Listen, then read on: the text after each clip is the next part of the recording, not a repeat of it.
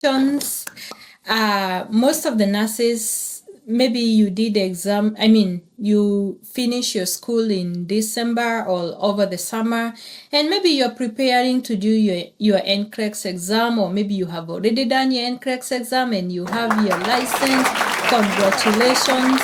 We need you on board. The need for nurses is endless. And there is so much that you can do with your license. So congratulations, I'm rooting for you, and I am happy that you have decided to join this noble career. So welcome, welcome. So this morning I'm going to talk about the things just a little bit to prepare you to, get on the floor and start working as a licensed nurse. And of course, as you may know by now, you're going to start with weeks and weeks or even months of orientation, depending on your specialty. If you're going to hire equity specialties like critical care, yes, you're going to be on orientation for quite some time, maybe 6-8 months. If you are going to med-surg, probably 2-3 months, you should be ready to start on your own. So it depends on the unit that you're hired to or the unit that you applied to. So congratulations, and we are happy that you're here. I am a nurse, I am a preceptor, I am a mentor, and the things that I am going to talk about, these are the things that I have learned over the years as a nurse and as a preceptor. So the first thing first, when you go to work, please be on time. Time management starts way even before you become a nurse, because time management is the first thing and is the first skill that you need to have to successfully be able to practice as a nurse. So please be on time. If you know the unit that you're going to work that morning, please wake up an hour. Let me tell you, when I graduated nursing school, I worked on that unit for many years, but still, on the day that I was going to start on my orientation, I woke up like 2 hours before just to prepare, make sure that I have everything I need. I have taken my breakfast. I'm not rushing. I'm taking my time, because you don't want to start your day with anxiety. You don't want to start maybe you're going to work. Oh, I don't have a pen. I don't have a pencil. I don't have a marker. I don't have a highlighter. I don't have my clipboard. There are so many things that you're going to require to successfully and have a successful day as a nurse. For more information, you can refer to my website, www.exceptionaltrends.com. I have written down everything that I'm going to talk about. You're going to see it on my blog. So, and you're going to see all the things that you're going to need to successfully become that nurse that you envision to be. First thing first, like I said, be on time.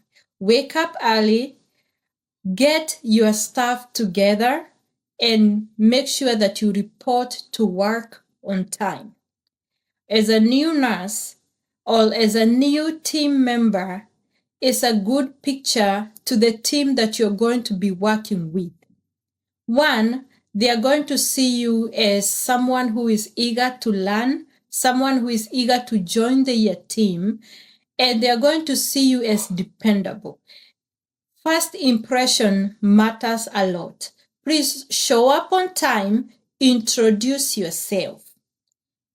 You say, good morning, my name is Leah. I am a new nurse. I am going to be orienting today with so and so. They are going to give you a preceptor. Your preceptor will, in most cases, become your mentor. So introduce yourself to your preceptor and make sure that you have your pen, you have your notebook ready to learn. Also, this is not nursing school.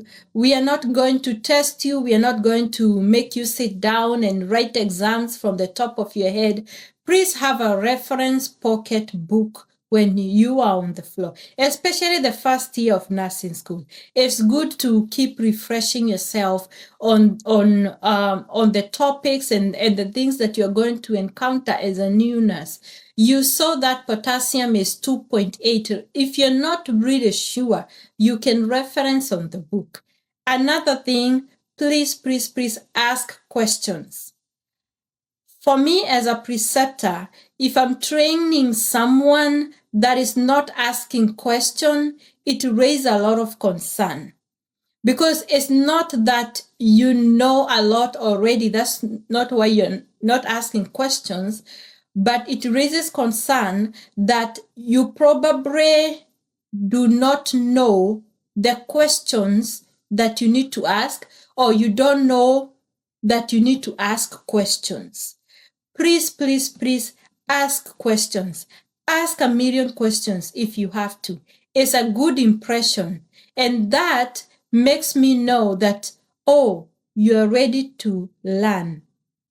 But if you come and you don't have any questions, you're just following me around, you're not questioning me, you're not, sometimes it's good to ask your preceptor, excuse me, why did you do that? Is there a reason you did that? Is there a reason you cramped that tubing before you hang it? Is there a reason you spiked the back like that? Ask questions. No one is going to be mad at you because you're asking questions. And if your preceptor is upset that you're asking questions, please repress them. They are repressible. There is nothing wrong with asking for another preceptor that is going to work with you. And it's nothing personal. And as a new nurse, you might not have that thick skin right now, but in nursing, there is nothing personal. If you start working with me and you feel like I'm not a good fit for you, or I feel like you're not my good fit for me, it's okay to change. And it's nothing personal. And that doesn't have to bring the blood, bad blood, or no, it's not personal. And please speak up and advocate for yourself. If you feel like the preceptor is not giving you what you need to learn and be able to safely function as a nurse on the floor, please advocate for yourself, advocate for your license, and speak up. Like I said, it's nothing personal. And I want you to know that as a new nurse, most of the nurses on the floor, let me use the word most nurses on the floor, they are rooting for you. They are happy for you. They are going to work with you and they are going to help you.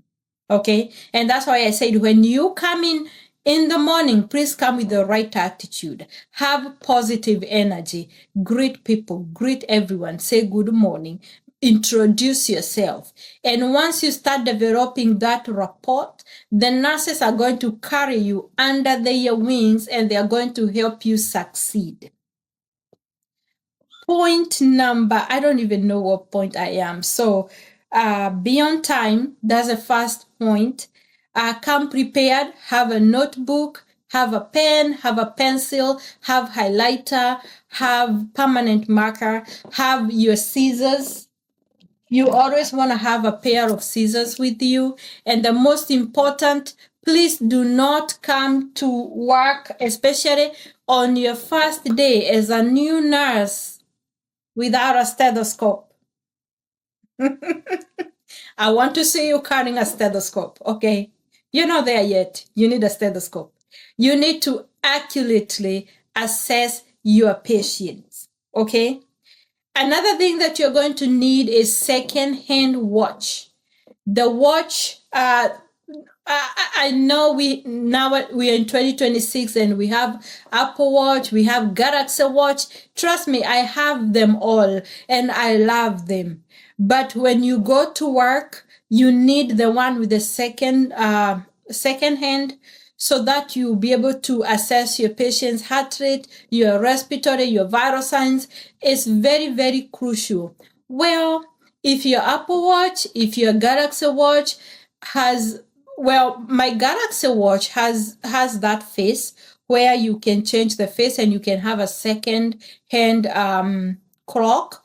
But then the screen goes off. Like I can't just bring the simple hand second watch. If you want to wear your Apple Watch or Galaxy Watch, there are those small watch that you can just attach to your badge or your uniform or on your pocket. You can just use that. So please, please, please come prepared. And for everything that you need, I have listed it down on my website, www.exceptionaltrends.com. exceptionaltrends.com. You're going to see on my blog the new how to be successful as a new nurse, and I have put everything that you're going to need as a new nurse to work on the floor on my website.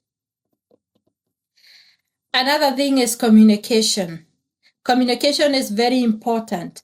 Please be proficiency in your communication and have confidence. If you have an accent, trust me, we all do. And you need to wear that confidence and know that you're very smart. You didn't go through nursing school being stupid. You didn't graduate not knowing what you're doing. And having an accent is not a measure of your intelligence. I want you to put that at the back of your mind.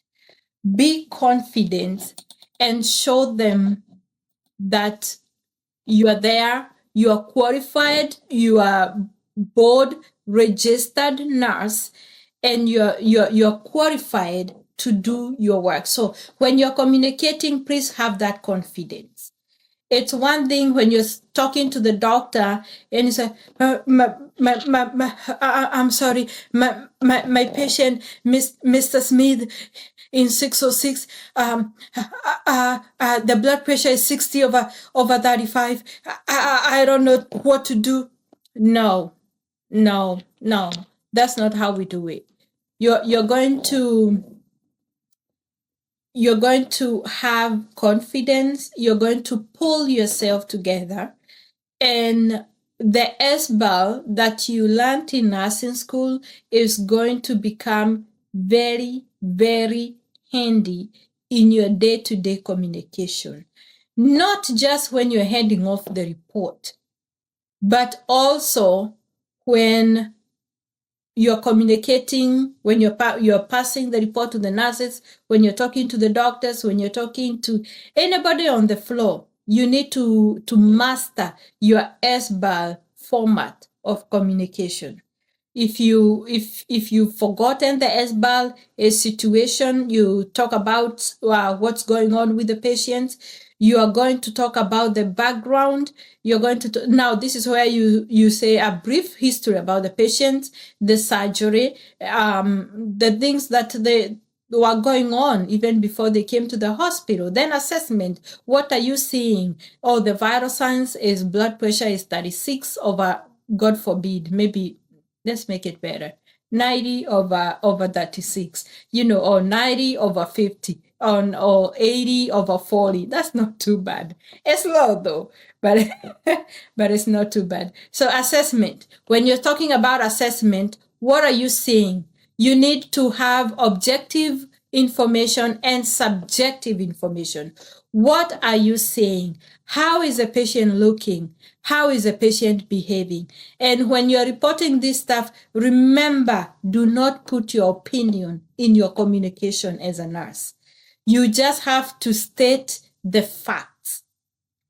Oh, the patient woke up, the patient was very angry, the patient was very frustrated. You don't know the patient is angry. You don't know the patient is frustrated. Report this. Oh, the patient observed pulling IV. The patient observed, trying to get out of the bed. Patient is stating in quotes, you say exactly what the patient is stating, but it's not in your place as a nurse to officially, you can say the patient is angry, but not on the paper. Please do not report this to the doctor because that's your opinion. You just have to say, what are you seeing going on with that patient, okay? What is the patient saying? Subjective information. What is the patient saying? What is the patient reporting? The patient states, my head hurts. Or the patient states, I want to go out. Or the patient states, I want to leave this hospital. Or the patient, just what the patient states when you're communicating, okay? So that is assessment. And then we have recommendation. This patient looks dehydrated. Would you consider ordering a bag of normal saline? This patient looks very crummy. The patient is cold and crummy. Would you consider adding the SSI? Would you consider ordering blood accu-checks? The patient is stating that they are having chest pain. Would you consider ordering EKG? Recommendation, what are you recommending? Depending on what's going on with the patient, okay? Communication is very important.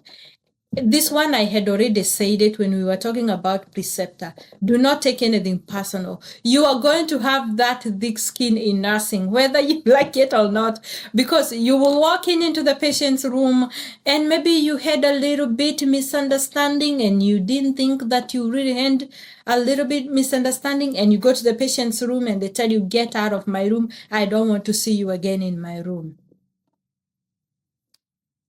Thick skin. So it's okay to talk to the patient, and it's okay to try to address it. I am so sorry, we might have an misunderstanding. May I know what is going on? You can call the team leader, or you can call the charge nurse or the manager. Whoever is on top of you, you can just call them and have them go talk to the patients. Most of the time, it's just a little bit of misunderstanding and becomes a brew up thing, okay? Another thing is a new nurse. Get this, and I want you to get closer if you can. You're going to meet a lot of people on the floor, your team members. There are some that are going to be very friendly.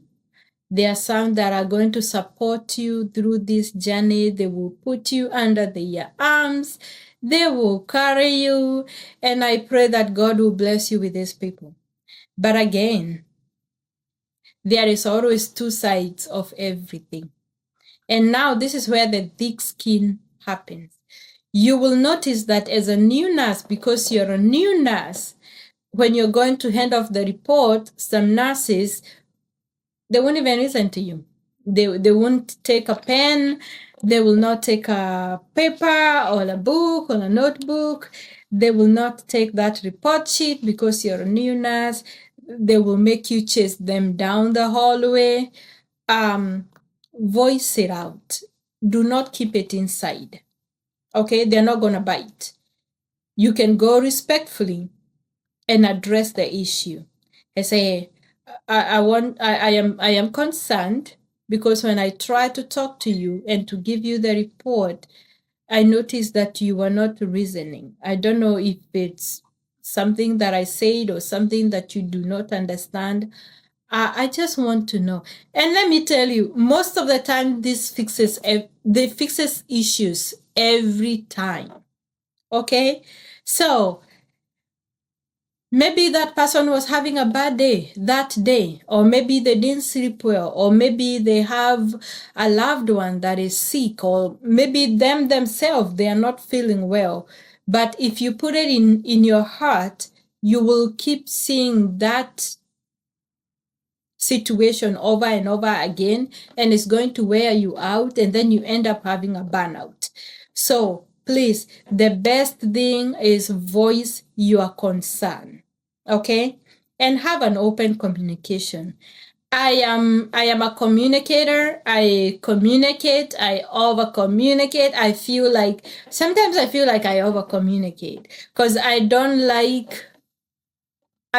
feeling like something need to be said and I don't say it. I will say it, but of course I'm not going to. But of course, when you're addressing these issues, be respectful, be composed, and have an open mind when you're talking to someone about this stuff. And most of the time, it wasn't a big issue, and maybe they will apologize or you apologize and life moves on, because this is your team, this is your second family that you're going to be working with. Another thing, please, when you come on the floor, every patient becomes your patient. You have your 6 patients, you have your 5 patients. Let's say you are seated at the nurse's station, you're reading the doctor's orders, you're checking you're checking your labs, you're checking your vital signs. You're the only one there at the nurse's station, the bed alarm goes off. The best thing is, please get up and go check on that patient. And I'm not saying that overdo it. I'm not saying that do not focus on your patient, because every nurse have your patient, but you really don't know the situation. Maybe the nurse for that patient and the tech assigned for that patient, they are in isolation room, changing the patient in the middle of cleaning the patient, or in the middle of rapid response, or in the middle of something very critical. So please, please, please, please, go check on that patient. As nurses, we multitask all the time. This is the skill that you're gonna have in your pocket when you walk in on those hallways. You need to have multitasking skills, because when you walk in, the doctor will be talking to you. You are reading you're checking your labs, you're checking your vital signs, or maybe you're talking to the patients at the same time you're writing down the orders. You're going to multitask all the time. So please, please, I hope this is a skill that you're going to develop if you don't have it, multitasking skills, okay? So what you can do, you can log out, but now there is technology. In most cases, you don't even need to log in or put your ID and all that. You just need to tap your badge, opens your screen, tap your badge, turns off your screen, depending on the software that you use at work, the chatting system or your EMR that you use at work, depending on which one you use. You can just tap on your screen, just tap it, go check on that patient. It is the same thing. Let's say you have to go to the pharmacy to pick up a controlled substance, and your tech is busy taking another patient to the bathroom. If your patient gets up out of the bed to go to the bathroom, or the patient is confused, you would want someone on the floor to go check on that patient. It's the same thing. Teamwork is a must. Please, please, please have that teamwork. One last point, because if I was to talk about the things that I have observed and I have learned along the way, this video would be very, very long. But maybe I can do the part 2 of, how to be successful in your first year as a new nurse. One last thing. Do not. You're going to find cliques at work. Do not be part of it. When you hear gossip, when you hear backstabbing, if you hear someone talking about someone and they're saying stuff that they cannot say it in front of your face, please block it. Don't get involved. Because this is how the toxic environment develops at work. Do not be part of it. I feel like I'm going to tell you like my grandmother. My grandmother used to say, hold your ear. Do you hear? Hold your ear. Pull your hair like this. I make sure that you can hear that. So please, I'm not going to tell you to hold your ear.